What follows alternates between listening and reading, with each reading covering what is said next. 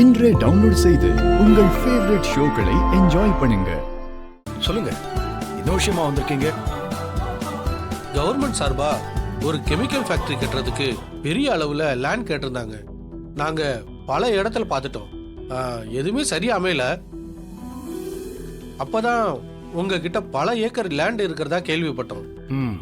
பல வருஷமா கேஸ் நடந்து இப்பதான் உங்களுக்கு சாதகமா தீர்ப்பு வந்ததுன்னு சொன்னாங்க. அந்த இடம் விக்கிற மாதிரி தான் இருக்கு. ஆனா எங்களுக்கு வேற சில வேலைகள்லாம் இருக்கு. அதெல்லாம் முடிவானதுக்கு அப்புறம்தான் அத விற்கலான்னு இருக்கோம். இப்போ நீங்க வேற இடம் பாருங்க.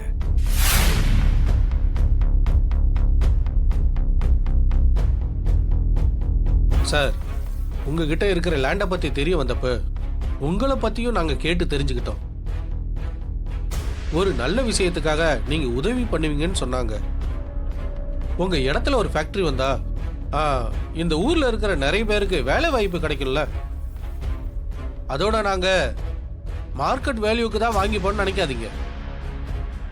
உங்க இடம் ரொம்ப நல்ல இடம். மார்க்கெட் ரேட்டை விட டபுள் மடங்கு அதிகமா தர நாங்க தயாரா இருக்கோம். நிச்சயமா இது உங்களுக்கு நல்ல பெனிஃபிட்டா தான் இருக்கும்.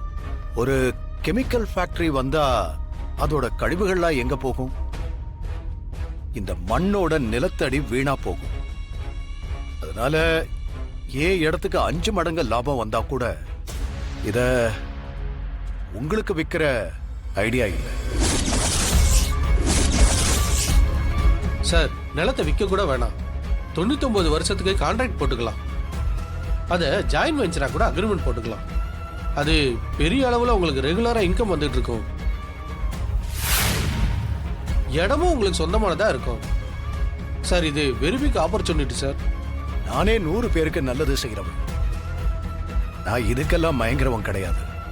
தயவு செஞ்சு நீங்க கிளம்புங்க. ஓகே சார், நாங்க கிளம்புறோம்.